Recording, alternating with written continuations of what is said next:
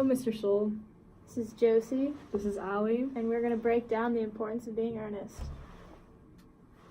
All right, start from the beginning. So we've got Act 1, Part 1, which the play opens with Algernon playing the piano, and then he creates all these sandwiches for Lady Bracknell and her daughter, Gwendolyn Fairfax. And then Ernest comes in, and he goes by Jack in the country, but Ernest in the city, but nobody knows that. And he notices there's a tea set, and he's really excited about it. And then he tells Algernon that he's gonna propose to Gwendolyn, and then Algernon asks Ernest about a cigarette case, and how are we saying her name? Cecily.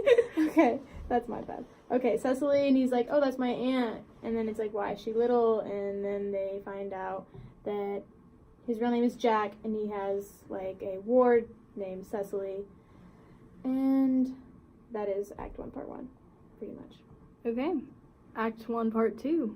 Gwendolyn and Lady Bracknell arrive at Algernon's estate. Lady Bracknell reaches for the cucumber sandwiches, and she finds that they're all gone. And she's like, I thought you said there were going to be sandwiches here. But Jack and Algernon ate them all. So Algernon claims he can't dine with them because he has to go visit his sickly friend Bunbury in the country because he's fallen ill again. Jack expresses his admiration for Gwendolyn, and she claims she reciprocates the feelings. He proposes, and she says yes. But she then talks about how she's always loved the name Ernest, and at this point in time, he thinks that that is not his name. So he completely glazes past it. Gwendolyn and Lady Bracknell leave, and Algernon questions whether or not Jack told her the truth, and he didn't. He says that he is not and plans on killing Ernest later this week. Gwendolyn comes back into the room and asks for his country home address, and he gives it to her. Algernon listens for the address and writes it down. Then we move on to Act 2, Part 1, where they are it's Cecily in the garden of the manor house with Miss Prism, and she's learning her German, and she talks about how boring Uncle Jack is and how he is always so strict, and how she just wants Cousin Ernest to come visit. And then the priest comes, and Cecily tells the priest that Miss Prism has a headache and they should take a walk, because hinting that they're into each other, which is strange because he's a priest. And then Algernon comes to the estate, and he claims that he's Ernest, and Cecily gets super excited, and they start to really hit it off. And then Jack comes home, and he tells Miss Prism that Ernest has died in Paris because of a cold or something along the lines of that. And then he walks inside, and Algernon is inside, and he's like, what? And Cecily gets super excited, and she can tell that they're a little upset with each other, and that's about it. I think I went into Part 2. I'm very sorry. That's okay. So Jack tries to send Algernon away, and as the car is arriving, Algernon is like, I'm gonna have a little chat with Cecily because that's why I came here. So he informs Cecily that he loves her, even though they just met, and then Cecily informs him that they've been engaged for 3 months with a little rough patch in there somewhere. It's just a little awkward. Yep. So then Algernon and Jack go to argue, I believe. Yeah. And Cecily is there by herself, and Gwendolyn arrives, and they both speak, and they realize they're engaged to a man named Ernest. And they begin to fight, even though they were friendly at first. And then Jack and Algernon interrupt, and then Cecily informs Gwendolyn that the man she's engaged to is named Jack, and Gwendolyn informs Cecily that the man she's engaged to is named Algernon. They return to the house hand in hand. And then we move on, and the women are very upset because they're neither of them are marrying somebody named Ernest, and they're very obsessed with that name for some odd reason. And they ask why they've been deceived, and Algernon tells her that it's because he really wanted to meet her and Jack tells Gwendolyn that he did so in order to travel to London often to see her. And they're both like, oh, that's so sweet. And they forgive him. And then Lady Bracknell arrives, and Algernon tells her that his friend Bunbury has died. And then he introduces Cecily to her and tells her of their engagement. And then she learns about Cecily's wealth, and it's like, all right, you're good to go. And she gives the blessing to the marriage, but not to Jack and Gwendolyn's.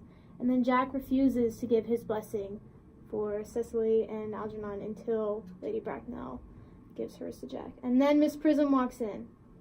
So Lady Bracknell recognizes Miss Prism and asks her what happened to the baby, and everyone's like, what baby? So apparently she took a baby on a walk 28 years ago, and she left a baby in a handbag and left him at the train station. And so Jack recognized this story, and he was like, I was a baby left in a handbag at a train station. So he went and retrieved the handbag, and he found it and showed it to Miss Prism, and she was like, that's the handbag. And so he was like, wow, am I your son? And she was like, no. And Lady Bracknell was like, you're my sister's son and the older brother of Algernon. So then he asked, has he ever been christened before? And she was like, yeah, you're named after your father. And his father's name was Ernest. And he ends with a lovely quote along the lines of the importance of being earnest. That's what I remembered.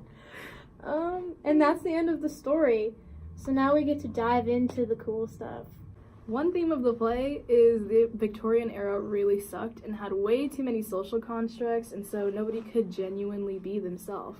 And an example of this can be found in all of the relationships where forbidden love was kind of a theme in this whole thing, with Jack and Gwendolyn and Algernon and Cecily, and the priest, as well as Miss Prism and the priest. And so one could be like, why did Oscar Wilde think that? We have an answer for you. We did some digging. So in 1884, he married Constance Lloyd, and they had two sons, Vivian and Cyril. And then Wilde often told Constance he encouraged all of his male friends to get married as soon as they could because he loved it and it was wonderful. So you're like, oh, that's so sweet. And then in reality, he was jailed a short 11 years later for sodomy for soliciting sex from 12 boys, according to court records. So you're like, wow. Yep. An awesome husband. Mm-hmm. But it wasn't even just, casual, like it meant nothing. He had a lover named Lord Alfred Bosie Douglas he expressed a desire to be with. And so Josie will now read you some excerpts from letters he's written Mr. Bosie. Dearest Bosie, I should awfully like to go away with you somewhere where it is hot and colored. It was November 1892. And then he also said, I think of you daily, and I'm always devotedly yours. How sweet. I want to see you. It is really absurd. I can't live without you. You are so dear, so wonderful. I think of you all day long, and miss your grace, your boyish beauty, the bright sword play of your wit, the delicate fancy of your genius. So surprising always in its sudden... The library will be closing in 15 minutes. Nice. Please take materials to a self-check for checkout. Okay. Computer and copier access will be terminated in 15 minutes. If you need to have a library card made, please go to a questions desk. Thank you for visiting the Johnson County Library. All right. Yeah, that's enough of those quotes. So basically he's like really intimate with this guy. Like it's not just some fling, like this, they are lovers. They are lovers. Yes. And so after Oscar's jailing, Constance fled to Paris with their sons and changed their surname to Holland, a family name. So we're going to move on to the role of women. And typically at the time, the role of a woman was to have children and to get married. So they weren't really valued as they should be. However, in the Importance of Being Earnest, women appear to take on a more important role. We see that they kind of have some control over men, like they're able to dangle the idea of marriage in front of them, and the men are kind of willing to do anything to like be with them, including being christened. Older men wanting to be christened, that's just not right, because christening is like giving a baby a Christian name, a baby at baptism as a sign of admission to the Christian church. and it's for babies, and it was a sign for dedicating your baby to God. And there are other equivalents that are also for babies. Like in Christianity, we've got baby dedication, which is the public proclamation that the baby will follow this religion.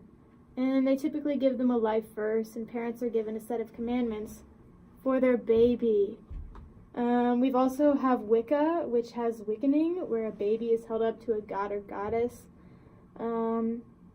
by the mom and is sprinkled with water or passed over a fire. So basically, these are all examples of like christening, except in different religions, and they're all for babies. So like these women have so much power over these men that like they're willing to do something that a baby would do, and it's just like, wow. Women, they're powerful. They're very powerful. They are. They are very powerful. Yes. So, hypocrisy. In The Importance of Being Earnest, Oscar Wilde employs humorous hypocrisy, starting from the satire's namesake to the relationship between Jack and Algernon and Cecily and Gwendolen. This hypocrisy reflects on the expectations of the Victorian era, in which people did things they condemned others for doing. In other words, it's more important not to be earnest. So, yeah, it says a lot about the character's morals. So, Algernon and Jack are obviously very different, but they use the same sort of deception. But the whole time they kind of spend taking turns casting the first stone at each other, saying, well, you're lying about your name. So are you.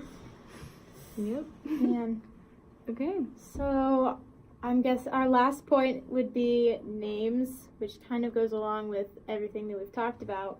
And why are the women are so obsessed with the name Ernest? And it's not like Ernest is such a great name. Like, it's an old name. It's an alright name. That's like, I don't know. It's very notable when Jack is talking to Gwendolen, and he's like, what do you think about the name Jack? And she's like, I hate that name. Like, I pity any woman who is married to someone named Jack or something along those lines. She's like, they must have a boring life. I'm like, that's a lot hanging on like just a name, and they're infatuated with the name Ernest. All right. Thanks for listening. That's The Importance of Being Earnest in our attempt at a breakdown. Yep.